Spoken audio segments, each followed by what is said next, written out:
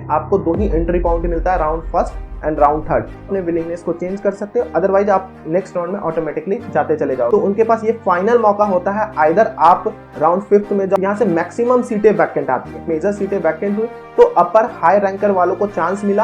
आपका round fourth तक कोई भी अलॉटमेंट नहीं आया था, राउंड फिफ्थ में डायरेक्टली आपका फ्रेश अलॉटमेंट आया। राउंड बहुत इंपॉर्टेंट राउंड होता है, यहाँ पे 100 सीटें हैं और 60 बच्चे हैं, तो ऑलरेडी नंबर ऑफ सीटें क्या है, ज्यादा है। मैक्सिमम सीटें यहीं पे टॉप कॉलेज के टॉप ब्रांच की भर जाती हैं। हिस्ट्री उठा के देख लो, जिस भी आप ईयर के स्पॉट राउंड के वैकेंट सीट्स रिपोर्ट को देखोगे, इनफैक्ट ट्रिपल आईटी दिल्ली में तो कुछ भी दिखाई नहीं देता है। वो भी स्पॉट राउंड के भरोसे बैठे होते हैं, चलो अभी हम राउंड को छोड़ देते हैं, स्पॉट राउंड में ट्राई करेंगे। तो उनके लिए एक खास रिकमेंडेशन है कि जैक दिल्ली। ऐसा क्या खास है इस काउंसलिंग में? ज्वाइंट एडमिशन कमेटी दिल्ली के टॉप प्रीमियम गवर्नमेंट इंस्टीट्यूट में एडमिशन लेने के लिए कंडक्ट कराया जाता है और इन इंस्टीट्यूट के मैक्सिमम कॉलेज या तो टियर 1 या तो टियर 2 में लिस्टेड है। और इन कॉलेजेस की जो एवरेज पैकेज की आप बात करोगे तो 15 से 20 लाख प्लस का आपको एवरेज और मीडियम देखने को मिल जाता है। So no doubt after JoSAA and CSEB counselling, JAC Delhi most popular counselling आज की डेट में बन चुका है इंजीनियरिंग स्टूडेंट के लिए। तो आज इस वीडियो में हम जानने वाले वो हर छोटे छोटे ट्रिक्स एंड पर्क्स को जिसके थ्रू हम अपने काउंसलिंग को 100% ऑप्टिमाइज कर सकते हैं और साथ ही साथ एक हाई रैंक पे भी पॉसिबिलिटी होती है एक डिसेंट से कॉलेज और डिसेंट से ब्रांच मिलने की इस काउंसलिंग के अंदर। तो 1 मिनट भी आपको वीडियो को स्किप नहीं करना है अगर आप जैक दिल्ली की काउंसलिंग बहुत अच्छे तरीके से करना चाहते हो और एक हाई रैंक पे एडमिशन लेना चाहते हो। चाहो तो आप इस वीडियो को थोड़ा स्पीड करके देख सकते हो। जैक दिल्ली के अंदर बेसिकली 5 इंस्टीट्यूट पार्टिसिपेट करते हैं, डीटीयू, एनएसयूटी। अब एनएसयूटी के 3 कैंपसेस हैं, एनएसयूटी द्वारका जो मेन कैंपस है, NSUT east campus, NSUT west campus, triple IT Delhi, IGDTU ये वुमेन्स के लिए कॉलेज है, एंड डीएसईयू। इन कॉलेज के सारे सीट्स को मिलाते तो 6372 सीट्स यहाँ से ऑफर होते हैं, जिसमें कि 85% सीटें जो है वो दिल्ली वालों के लिए रिजर्व होती हैं एंड 15% सीटें अदर स्टेट वालों के लिए। और दिल्ली के कैंडिडेट्स वही होते हैं जिन्होंने अपना 12th जो है वो दिल्ली एनसीटी से किया हुआ है। एनसीआर वाले या फिर कोई भी अदर रीजन वाले कैंडिडेट्स इसमें एलिजिबल नहीं होते, तो आपका मेन दिल्ली से 12th होना चाहिए। यहाँ पे कैटेगरी रिजर्वेशन आपको देखने को मिलता है, चाहे आप ओबीसी से हो, एससी से हो, एसटी से हो। तो इस काउंसलिंग के अंदर होम स्टेट वालों के लिए भी एंड अदर स्टेट वालों के लिए भी कैटेगरी रिजर्वेशन है। लेकिन एक कॉमन कंफ्यूजन यहाँ पे क्रिएट होता है कि बहुत बच्चे 12th तो दिल्ली से कर लेते हैं लेकिन उनका कैटेगरी सर्टिफिकेट किसी और स्टेट का होता है। तो अगर आपको कैटेगरी रिजर्वेशन चाहिए तो आपका ओबीसी, एससी, एसटी जो बना हुआ होना चाहिए वो दिल्ली एनसीटी गवर्नमेंट का ही बना हुआ होना चाहिए, तभी आपको कैटेगरी रिजर्वेशन भी देखने को मिलेगा। अदरवाइज आप दिल्ली से 12th किए हुए हो तो आप जनरल कैटेगरी, अगर आपका कैटेगरी सर्टिफिकेट दिल्ली का नहीं बना हुआ। अदर स्टेट वालों के लिए आपका स्टेट कैटेगरी सर्टिफिकेट होना चाहिए।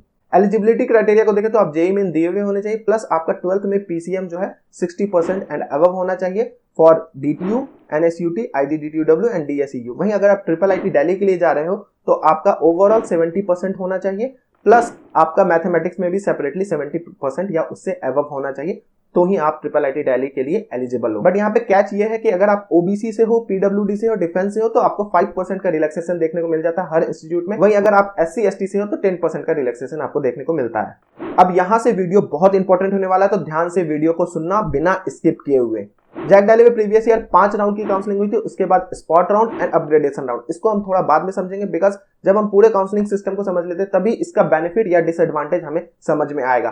सो पूरे काउंसलिंग में आपको 2 टाइम ही फ्रेश रजिस्ट्रेशन का मौका दिया जाता है, एक राउंड फर्स्ट से पहले एंड एक राउंड थर्ड से पहले। और चॉइस एडिट, मॉडिफिकेशन या चॉइस फिलिंग का भी मौका आपको राउंड फर्स्ट से पहले ही दिया जाता है एंड राउंड थर्ड से पहले दिया जाता है। तो ये बात का आपको खासा ध्यान रखना है कि पूरे राउंड की काउंसलिंग में आपको 2 ही एंट्री पॉइंट मिलता है, round first and round third. तो यहाँ इसके बाद आपको किसी भी राउंड में फ्रेश रजिस्ट्रेशन या चॉइस मॉडिफिकेशन एडिट का मौका देखने को नहीं मिलता है। एंड चॉइस फिलिंग एक बहुत इंपॉर्टेंट रोल प्ले करता है आपके काउंसलिंग में, बिकॉज अगर आप गलत चॉइस फिलिंग कर देते हो तो आपको गलत कॉलेज अलॉट होने का चांस रहता है और फिर कहीं ना कहीं आप पे एक लोड आ जाता है, आप अपनी काउंसलिंग को बहुत ही ज्यादा बेकार कर देते हो। तो इसके लिए चॉइस फिलिंग टूल अवेलेबल है कॉलेज की पॉइंट का।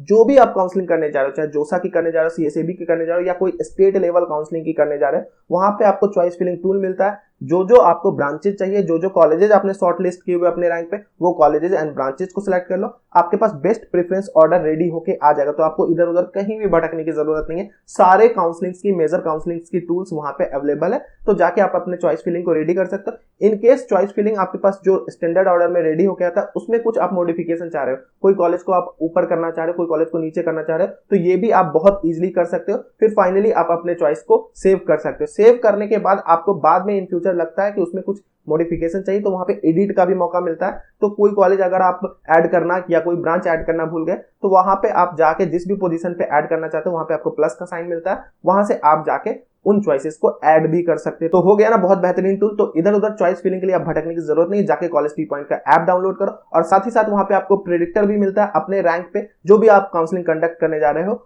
अपने चांस को देख सकते हो, वहीं पे उसकी placement, round wise cut off, सारी चीजें आपको कॉलेज प्रेडिक्टर में अवेलेबल मिलती है। लिंक डिस्क्रिप्शन में जाके डाउनलोड करो।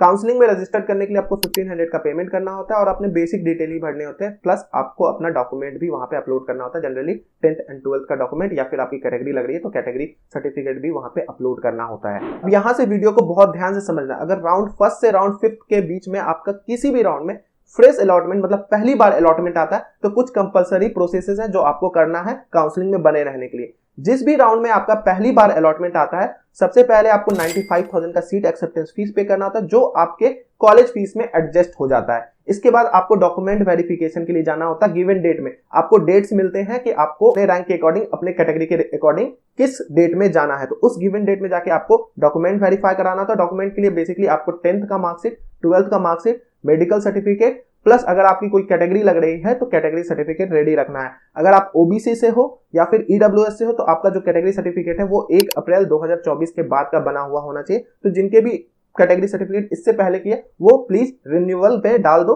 ताकि आपका सर्टिफिकेट टाइम से रिन्यू हो जाए।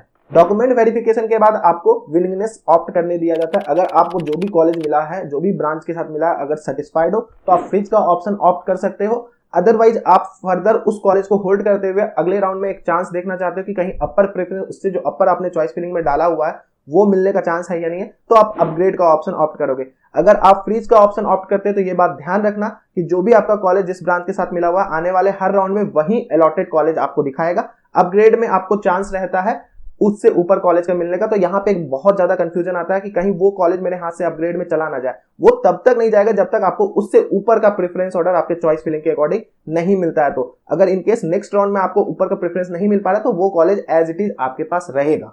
तो आपको ये वन टाइम ही प्रोसेस करना होता है जिस भी राउंड में आपका पहली बार अलॉटमेंट आया। लेट करो मेरे को सेकंड राउंड में पहली बार कॉलेज अलॉट हुआ तो मैं ये one time process second round के बाद करूंगा। उसके बाद round 3rd, round 4th, round 5th तक मेरे पास एक चांस रहेगा विलिंगनेस को चेंज करने का। अगर मैं अपग्रेडेशन से फ्रीज करना चाहता हूं, जो कॉलेज मिला उसके साथ सेटिस्फाई होकर फ्रीज करना चाहता हूं तो मैं विलिंगनेस चेंज कर सकता हूं। लेकिन ये याद रखना अगर आप फ्रीज का ऑप्शन ऑप्ट कर लेते हो तो आपका फाइनल वही कॉलेज एंड तक रह जाएगा। तो यहाँ पे विलिंगनेस के अलावा आपको जो जो प्रोसेसेस किए हैं वो आपको वन टाइम ही करना होता है, नेक्स्ट राउंड में करने की जरूरत नहीं होती। हर राउंड के अलॉटमेंट आने के बाद आपको 3 से 4 कंडीशंस देखने को मिलेंगे। कंडीशन नंबर 1 कि आपका अलॉटमेंट नहीं आया उस राउंड में तो ऑटोमेटिकली आप नेक्स्ट राउंड में शिफ्ट हो जाओगे टिल राउंड 5, मतलब राउंड 5 तक ऑटोमेटिकली आप नेक्स्ट राउंड में शिफ्ट होते चले जाओगे अगर आपका अलॉटमेंट नहीं आ रहा है। कंडीशन नंबर 2 आपका फ्रेश अलॉटमेंट आया है किसी भी राउंड में तो मैंने समझा दिया वन टाइम प्रोसेस जो आपको करना है वो करना है, फिर नेक्स्ट राउंड में आप ऑटोमेटिकली जाते चले जाओगे।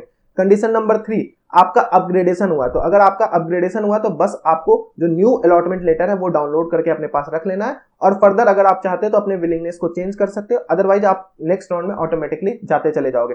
कंडीशन नंबर 4 आपका कोई भी अपग्रेडेशन देखने को नहीं मिला तो आपको कुछ भी नहीं करना है, अपने लक को नेक्स्ट राउंड में ट्राई करना है और उस राउंड का अलॉटमेंट लेटर अपने पास डाउनलोड करके रख लेना है। नेक्स्ट राउंड में आप ऑटोमेटिकली चले जाओगे। अब यहाँ पे आता है वीडियो का मोस्ट इंपॉर्टेंट पार्ट, विड्रॉल।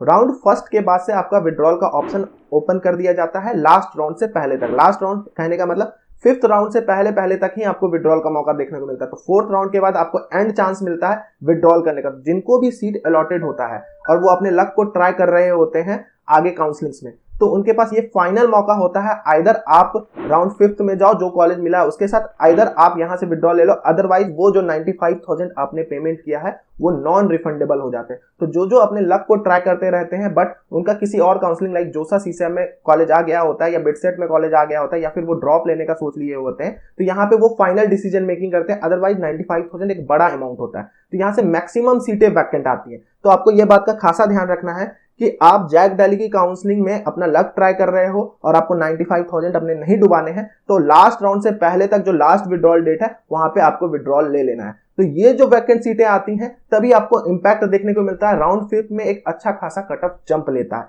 तो राउंड 5 एक अच्छा इंपॉर्टेंट राउंड बन जाता है, मतलब लास्ट जो राउंड है काउंसलिंग का वो एक इंपॉर्टेंट पार्ट बन जाता है, क्योंकि यहाँ पे आपको हाई रैंक तक मतलब 1 लाख प्लस पे भी दिल्ली वालों को कॉलेजेस देखने को मिल जाता है। तो यहाँ पे बहुत सारी ऐसी न्यू अलॉटेड सीटें होती है जो राउंड 5 के बाद अलॉट होती है, क्योंकि मेजर सीटें वैकेंट हुई तो अपर हाई रैंकर वालों को चांस मिला और यहाँ पे क्या है न्यू सीट अलॉटमेंट उनको आया। तो यहाँ से भी स्टूडेंट, बहुत सारे स्टूडेंट अपने कॉलेज को रिपोर्ट नहीं करते हैं और वो भी सीटें वैकेंट आ जाती है। मींस आपका राउंड 4 तक कोई भी अलॉटमेंट नहीं आया था, राउंड 5 में डायरेक्टली आपका फ्रेश अलॉटमेंट आया, तो ना आपने 95,000 दिया, ना आपने डॉक्यूमेंट वेरीफाई करवाया, तो यहां से सीटें हो गई वैकेंट राउंड 5 के बाद। दूसरी कंडीशन में किन्हीं का जो डॉक्यूमेंट है वो प्रॉपर नहीं होता है तो भी वो काउंसलिंग से बाहर हो जाते हैं, तो ये भी सीटें वैकेंट हो जाती है। तो क्या ये सीटें स्पॉट में जाती है? तो आंसर इज नो। ये सारी सीटें डायरेक्टली जाती हैं अपग्रेडेशन राउंड में। अपग्रेडेशन राउंड बहुत इंपॉर्टेंट राउंड होता है, बिकॉज यहाँ पे क्या है कि जो भी अच्छे कॉलेज की अच्छे ब्रांच की सीट आती है वो एक चांस रहता है कि हाई रैंकर्स बच्चों को भी मिल पाए। अब इस चीजों को हम एग्जाम्पल के थ्रू समझेंगे, बहुत ध्यान से सुनना अपग्रेडेशन राउंड में होता क्या है। लेट करो जैक दिल्ली में